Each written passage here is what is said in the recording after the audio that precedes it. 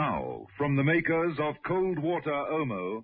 John Steed, in the office of the Hirachi Corporation, appeared to be very interested in what Tusamo, the Japanese manager, was saying about his business concern.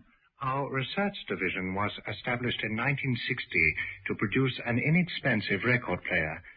That was just the start. Most successful, very high profit. Enabled us to extend. Look, the photographs here on the wall.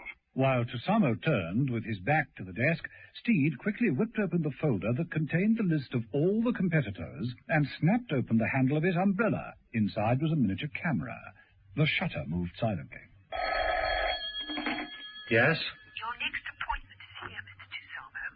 Thank you. Mr. Steed is just leaving. Well, you'll be hearing from me shortly. Goodbye.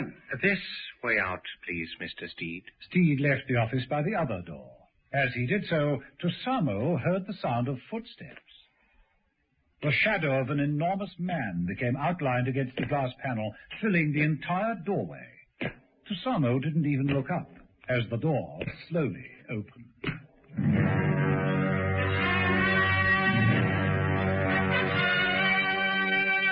The Avengers.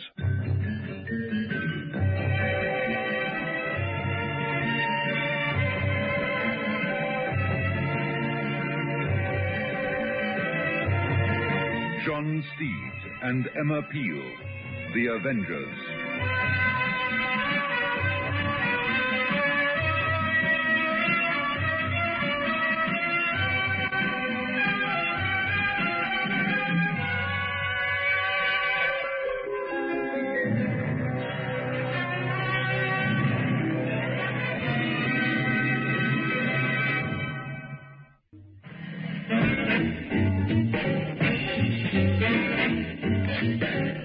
Episode 3 of this story, in which John Steed and Emma Peel meet several more disturbing characters who all seem to possess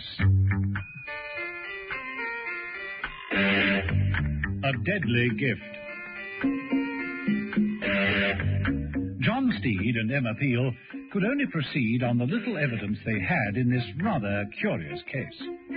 4 men had died, and each in very similar circumstances, all with either fractured skulls or broken necks. To Mrs. Peel, it looked like the work of one man, a superb karate expert. She'd investigated several judo and karate studios in London. The most interesting one was Sensei's gymnasium. Her brief encounter there with Oyuka, the immovable one, a woman expert, had proved quite satisfying. Mrs. Peel's performance had certainly qualified her for membership. She permitted herself a grin of pleasure as she recalled the amazed look on Oyuka's face as she picked herself up, having been thrown through some Japanese screens. Perhaps the look still showed on Mrs. Peel's face when she turned up at Steed's apartment. Swallow the cream, Mrs. Peel. What's that, Steve? Well, you look positively smug. Not really. Just a petty minor triumph. Bigger things to come, I hope. How are things with you? Well, come into the kitchen, I'll show you. Steed led the way into his kitchen. There, on the draining board, was a photographic enlarger and a recently developed print. Steed picked it out of the fixing solution and washed it under the tap, drying it on some blotting paper. Interesting. A list of names and firms. All in competition for the rights of concession to Mr. Tusama's business at the Hirachi Corporation. I interviewed the said honourable gentleman earlier. No, rather, he interviewed me. And the concession goes to whatever firm offers the largest profits. He was cagey and wouldn't say what offers he'd had. We have a saying, Mr. Steed, in darkness, ceiling is always higher. So you had to pinch the information. How'd you do it? Well, as Tusama might say, We have a proverb, he who talks too much forgets his listener. Now that's not Confucius. all right, you are. John Steed, actually. How did you get on with the karate mob? Oh, I made out all right. Still soon to be having to find a Japanese name for me. I'm learning fast. Going through with it? Mm-hmm. How often do they get together? Nightly? Is there a list of members? Well, that wouldn't help.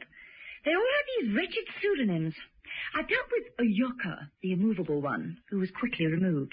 I can't wait to meet Oyama, the tall mountain. Oh, come now, Mrs. B. What's he got that I haven't? A hobby.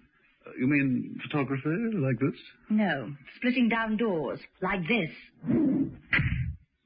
Destructive. Steed finished drying the photographic print and pursed his lips with interest.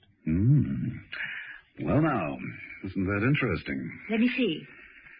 2:15 p.m. commercial imports, 2:30 p.m. electrical industries, 2:45 p.m. United Automation, 3 p.m. industrial developments, 3:15 p.m. Jeffcoat Products Limited, 3:30 auto engineering.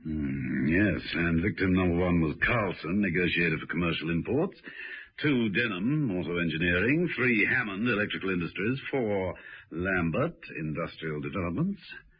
As they say, a puzzlement. But if you kill off one negotiator, they replace him with another. No, it's not so easy. There's a lot of paperwork, meetings, discussions, and Tosano's only in London for 36 hours. Let me see that list again. We're left with Jeffcoat Products and United Automation. Any preference, Mrs. Peel? I think I'll take Jeffcoat Products. It doesn't sound so automatic as United Automation, does it, Steve?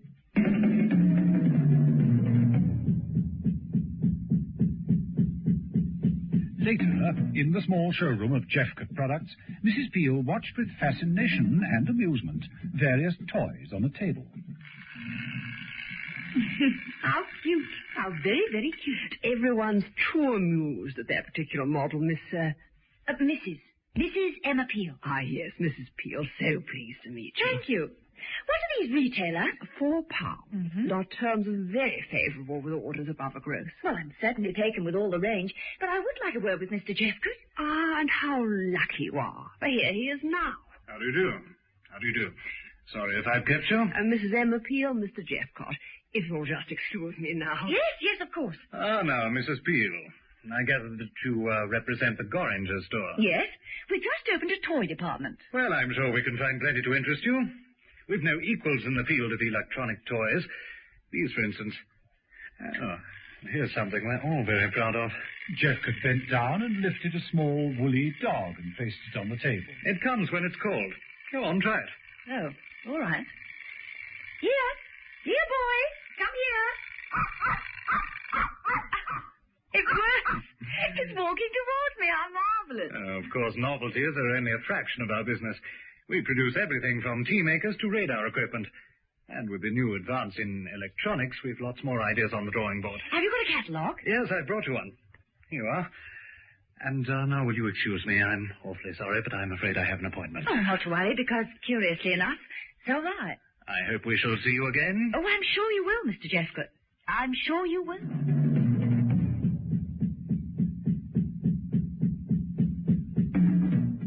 What Mrs. Peel and Mr. Jeffcoat didn't tell each other was what their respective appointments were. Mrs. Peel's was to go off to a routine practice at the karate school. She bowed politely to Oyuka, who attempted a withering look, quite lost on Mrs. Peel, and changed into her practice things, taking up her position in the line with the rest of the students.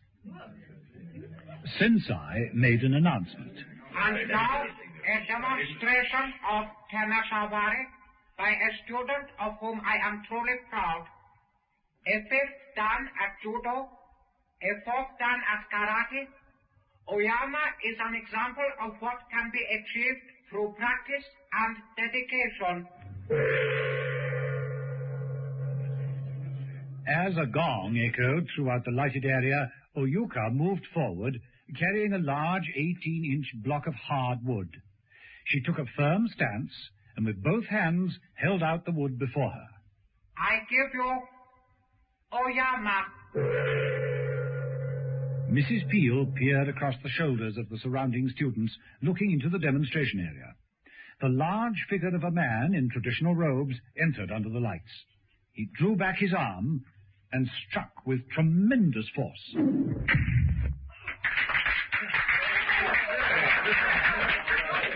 The man slowly turned and faced his audience.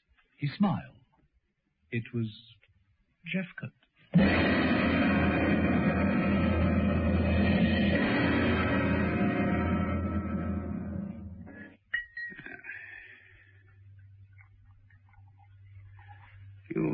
Sure you won't join me, Gilbert? No, I daren't. I'm seeing the minister about these research estimates.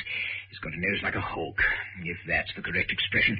A bit wrong somewhere, I think, but I understand. Well, how much time can you give me? About 3 minutes. No, it's time enough. Now, I just want to know what goes on at United Automation.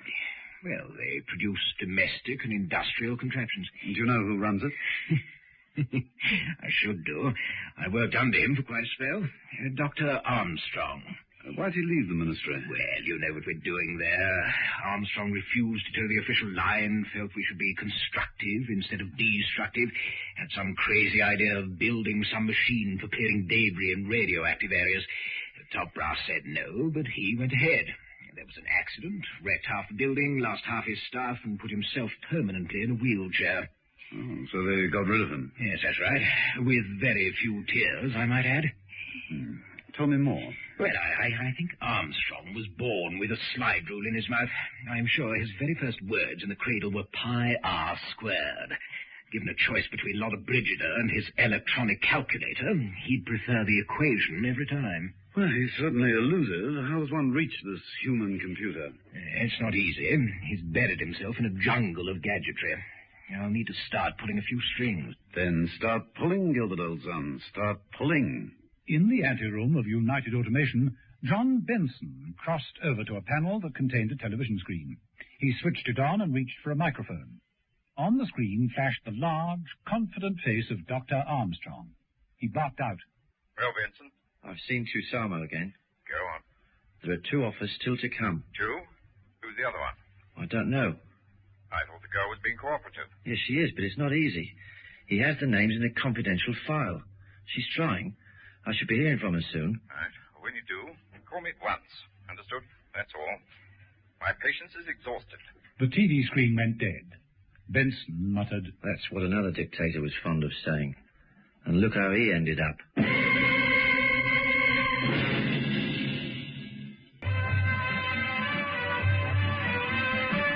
The Avengers. Donald Monat as John Steed and Diane Appleby as Emma Peel is adapted and directed by Dennis Falbig and produced by David Gooden.